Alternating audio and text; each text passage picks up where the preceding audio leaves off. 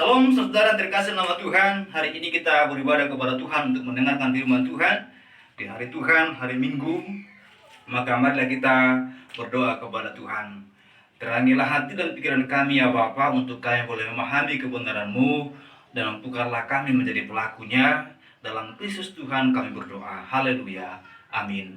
Saudara yang terkasih nama Tuhan, saya mengajak kita membaca firman Tuhan dari Injil Lukas pada pasal 18 ayat 1 sampai dengan ayat yang ke-8 dengan judul perikop Lembaga Alkitab Indonesia, perumpamaan tentang hakim yang tak benar. Firman Tuhan, Yesus mengatakan suatu perumpamaan kepada mereka untuk menegaskan bahwa mereka harus selalu berdoa dengan tidak jemu-jemu. Katanya, dalam sebuah kota ada seorang hakim yang tidak takut akan Allah dan tidak menghormati seorang pun. Dan di kota itu ada seorang janda yang selalu datang kepada hakim itu dan berkata, "Belalah aku terhadap lawanku."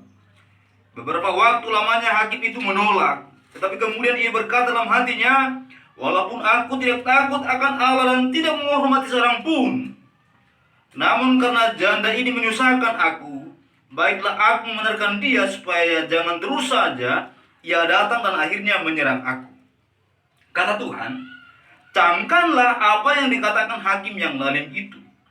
Tidakkah Allah akan membenarkan orang-orang pilihannya yang siang malam berseru kepadanya? Dan adakah ia mengulur-ulur waktu sebelum menolong mereka? Aku berkata kepadamu, ia akan segera membenarkan mereka. Akan tetapi, jika anak manusia itu datang, adakah ia mendapati iman di bumi? Yang berbahagia adalah setiap orang yang mendengar dan melakukan firman Tuhan. Saudara-saudara yang terkasih nama Tuhan, tema kita, jangan jemu-jemu berdoa. Dan setelah kita membaca bagian ini, dikatakan bahwa perumpamaan ini diberikan oleh Yesus agar murid-muridnya tidak jemu-jemu berdoa kepada Tuhan. Itulah tujuan dari perumpamaan ini. Yesus seorang yang sangat kreatif memberikan pengajaran. Terkadang dia mengajarkan dengan membuat pernyataan-pernyataan penting dan tegas, tapi terkadang dia juga memberikan pengajaran melalui perumpamaan. Saudara-saudara, dan apa yang dia sampaikan dalam bentuk perumpamaan ini merupakan suatu hal yang sangat penting untuk menggerakkan setiap anak-anak Tuhan untuk terus berdoa dan tidak merasa lelah, tidak merasa bosan, dan tidak jemu-jemu berdoa kepada Tuhan. Perihal berdoa, semua agama mengajarkan pentingnya berdoa. Tidak ada agama di muka bumi ini yang mengatakan tidak perlu berdoa. Semua agama mengatakan perlu berdoa. Mungkin istilah doa dirubah, mungkin sembahyang, mungkin bersemedi, dan lain sebagainya. Tetapi yang namanya berdoa itu diajarkan oleh semua agama. Saudara-saudara, Yesus mengajarkan kepada murid-muridnya untuk mereka berdoa. Mengapa demikian? Karena dia tahu semua manusia membutuhkan pertolongan. Murid-muridnya juga membutuhkan pertolongan. Dia tahu semua manusia adalah manusia yang lemah, yang membutuhkan Allah yang maha kuasa yang akan memberikan pertolongan kepadanya. Suatu ketika seorang misionaris pergi ke India untuk menginjil di India. Lalu dia mengatakan bahwa dia menemukan ada banyak percikan darah di bawah-bawah pohon yang besar, di pintu-pintu goa, di pohon, atau bahkan juga di daerah-daerah yang sangat mistis, termasuk kalau ada batu-batu besar. Dan apalagi kalau ada kisah di sana dikatakan sering ada penampakan hantu, jin, dan lain sebagainya, maka biasanya di sana akan ada banyak pemercikan darah dan juga sesembahan sajian. Orang-orang di sekitar berkata ketika diadakan wawancara bahwa mereka berdoa di sana memohon kekuatan, memohon pertolongan. Demikian juga dengan orang tua kita, leluhur kita pada masa lampau. Ketika panen mereka berkurang, maka mereka mengantarkan persembahan ke tempat di mana dikatakan sering ada penampakan dan lain sebagainya. Mereka meminta pertolongan dari pribadi yang dirasa lebih berkuasa daripadanya. Itulah yang dilakukan oleh semua agama. Tetapi kita meminta pertolongan kepada pribadi, kepada Allah yang lebih berkuasa daripada siapapun. Itulah kita berdoa kepada Tuhan. Yesus mengajarkan kepada murid-muridnya pentingnya berdoa, tetapi dia juga mempraktekkan bahwa dia berdoa. Ketika dia memasuki pergumulan yang besar, sebelum dia akan menanggung dosa kita, sebelum dia ditangkap untuk disalibkan kelak, dia terlebih dahulu pergi ke sebuah bukit yang kita sering sama katakan dengan Getsemani untuk berdoa di sana, saudara terkasih nama Tuhan. Lalu kemudian dia mendapatkan kekuatan ketika dia berdoa kepada Bapanya di sana. Yesus mengajarkan pentingnya berdoa bukan hanya dari pengajaran kata-kata teoritis, tapi juga dengan prakteknya. Dia mempraktekkan bahwa dia pergi berdoa. Kepada murid-muridnya dia juga mengajarkan tentang doa Bapa kami. Dan kepada murid-muridnya dia juga mengajarkan bahwa tatkala murid-muridnya meminta kepada Bapanya, kepada Tuhan, dalam doa dikatakan, mintalah maka engkau akan menerima. Ketoklah maka pintu dibukakan bagimu. Carilah maka engkau akan mendapat. Dia mengajarkan banyak hal tentang doa, agar setiap orang percaya bukan hanya mengetahui perlu berdoa, tetapi mempraktekkan bahwa dia harus berdoa. Perumpamaan yang kita temukan dalam Lukas pada pasal 18 ayat 1 sampai dengan 8 ini, saudara terkasih nama Tuhan. Yesus membuat perumpamaan dengan 3 penokohan. Yang pertama itu adalah hakim yang lalim, yang kedua adalah janda yang meminta pertolongan, yang ketiga adalah tentang Tuhan. Saudara yang terkasih nama Tuhan, marilah kita merenungkan firman Tuhan dengan sistem penokohan ini karena dibuat dalam bentuk perumpamaan. Maka mari kita merenungkannya dengan 3 tokoh yang dia sampaikan dalam cerita ini. Yang pertama, ada tokoh janda yang kita temukan pada bagian ini. Janda ini adalah seorang yang memiliki masalah. Sama seperti kita semua memiliki masalah. Tidak ada manusia di muka bumi ini yang tidak punya masalah. Semua punya masalah, semua punya problem. Dan kita ada di sini untuk menyelesaikan masalah. Kita hidup bukan untuk hanya terbebas dari masalah, tapi untuk menyelesaikan masalah. Banyak masalah. Corona pun masalah. Ekonomi pun masalah. Pendidikan pun masalah. Ganteng pun masalah. Jelek pun masalah. Semua mengakibatkan dampak. Dan dampak itu ujung-ujungnya menjadi masalah. Besar dan kecilnya itu ada. Saudara terkasih nama Tuhan, hari ini kita merenungkan firman Tuhan seperti bagaimana janda ini adalah janda yang memiliki masalah dalam hidupnya. Dan kita juga memiliki masalah dalam hidup kita. Tapi janda ini dijelaskan bahwa dia tahu kemana dia mendapatkan jawaban penyelesaian dari masalah yang dia miliki. Dia tahu kemana dia harus pergi untuk menyelesaikan problem, yaitu kepada hakim, karena dia punya masalah hukum. Saudara terkasih nama Tuhan, demikian pun dengan kita, jangan sampai kita salah mencari pemecahan masalah. Jika kita memiliki masalah dalam hidup kita, maka yang kita harus cari adalah siapa atau kepada siapa kita boleh mendapatkan pertolongan penyelesaian dari masalah itu.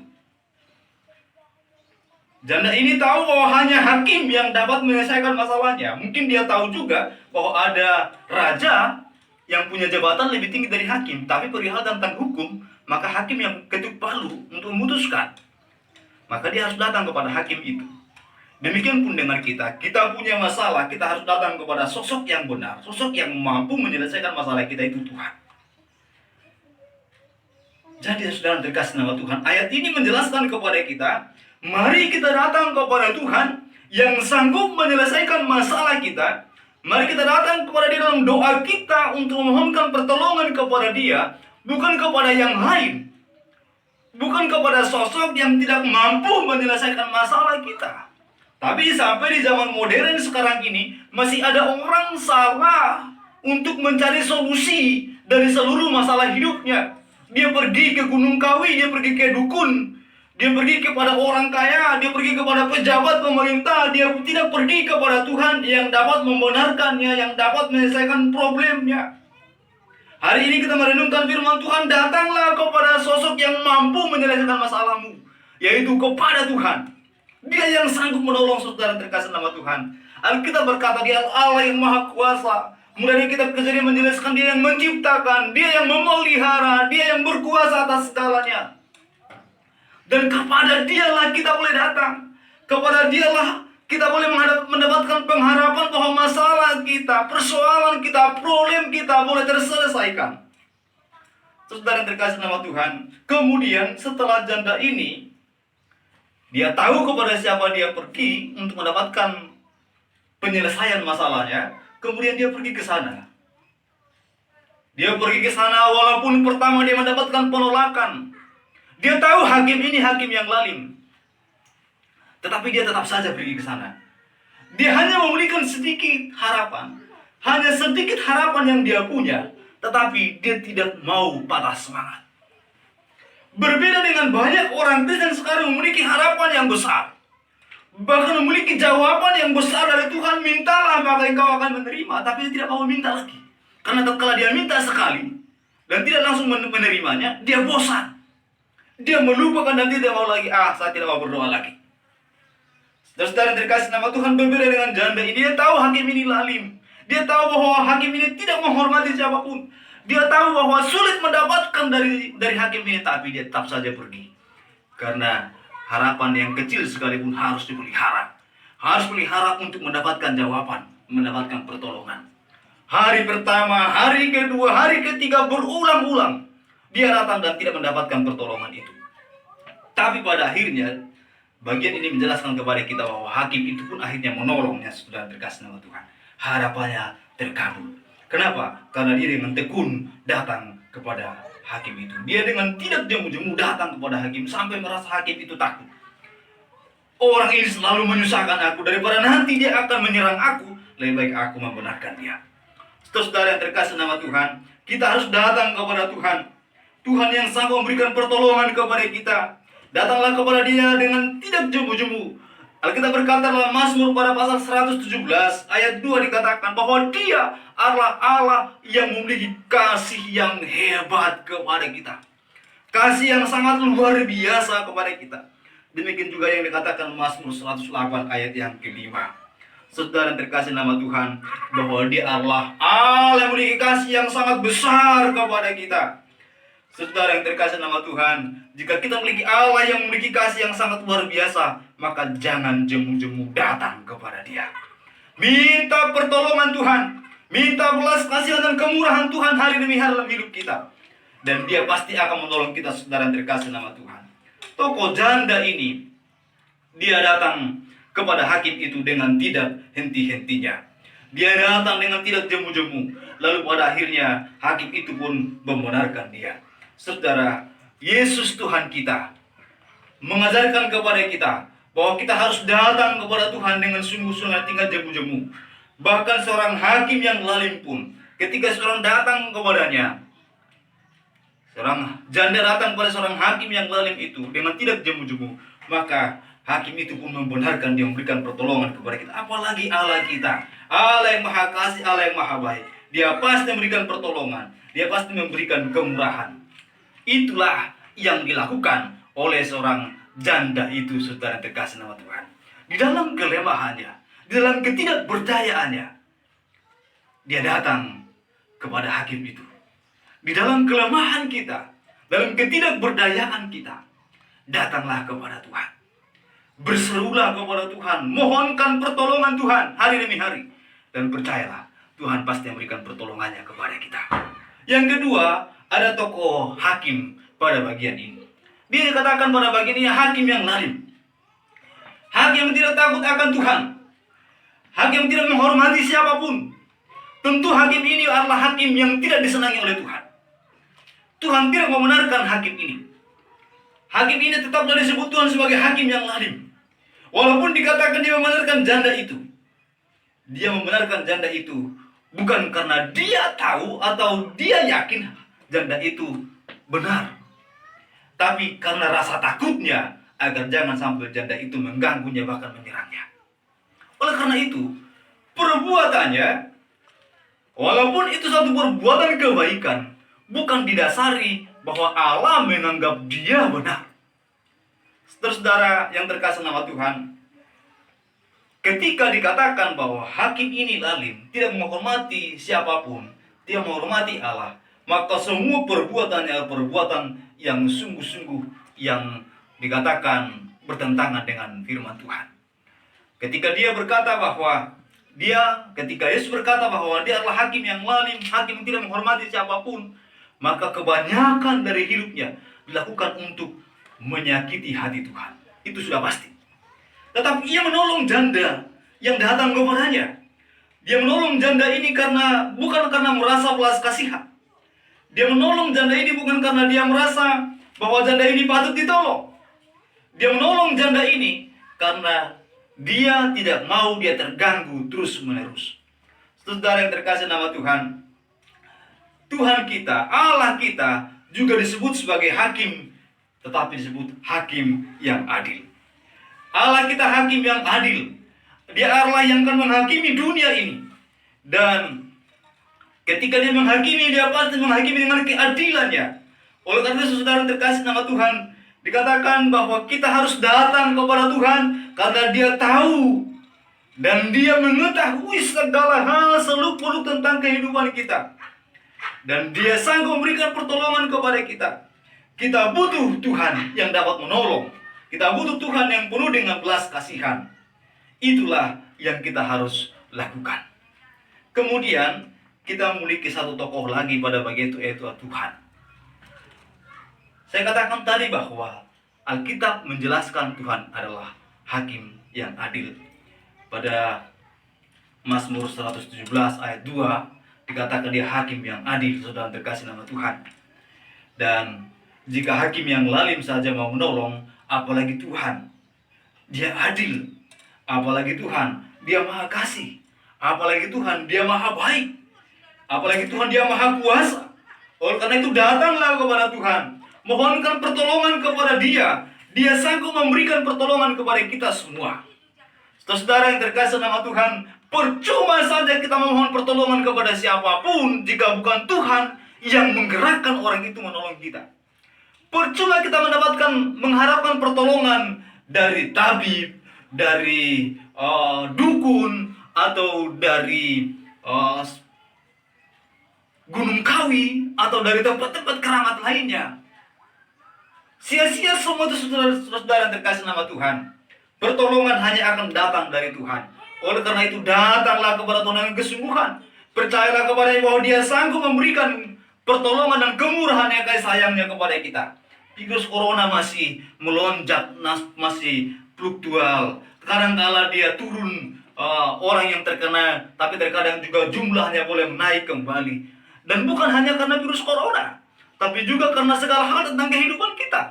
Memang kita butuh Tuhan. Saudara, bahkan orang tidur pun bisa mati. Tidur dan tidak bangun-bangun lagi. Bahkan seorang dokter yang sehat, yang kuat, pergi bekerja dan tidak bisa pulang lagi. Karena perihal tentang hidup manusia itu bergantung kepada Tuhan. Itu semua bergantung kepada Sang Halik, Sang Pencipta, yaitu Tuhan sendiri. Orang yang kuat, orang yang sehat belum tentu panjang umur. Tapi orang yang memiliki tubuh yang lemah belum tentu pendek umur. Orang yang kaya belum tentu panjang umurnya. Orang yang miskin belum tentu dia pendek umurnya. Demikian juga tentang kebahagiaan. Orang yang punya banyak uang belum tentu dia bahagia. Tapi orang yang miskin belum tentu dia juga tidak bahagia. Mungkin saja dia lebih bahagia. Jadi perihal kebahagiaan tentang segala sesuatu itu tergantung kepada Tuhan yang memberi kemurahan. Oleh karena itu, bagian ini mengajarkan kepada kita, jadilah seperti seorang janda yang tidak jemu-jemu datang kepada seorang hakim.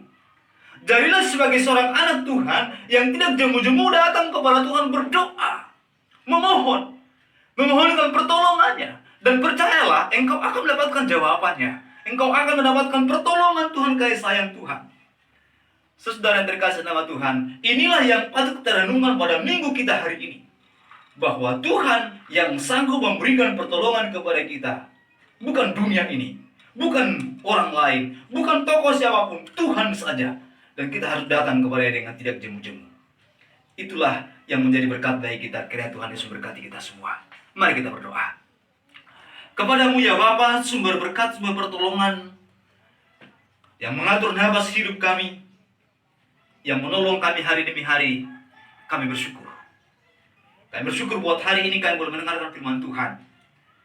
Kepadamu lah kami harus datang dengan tidak jemu-jemu, memohonkan pertolongan karena kami tidak mampu hidup tanpa Engkau.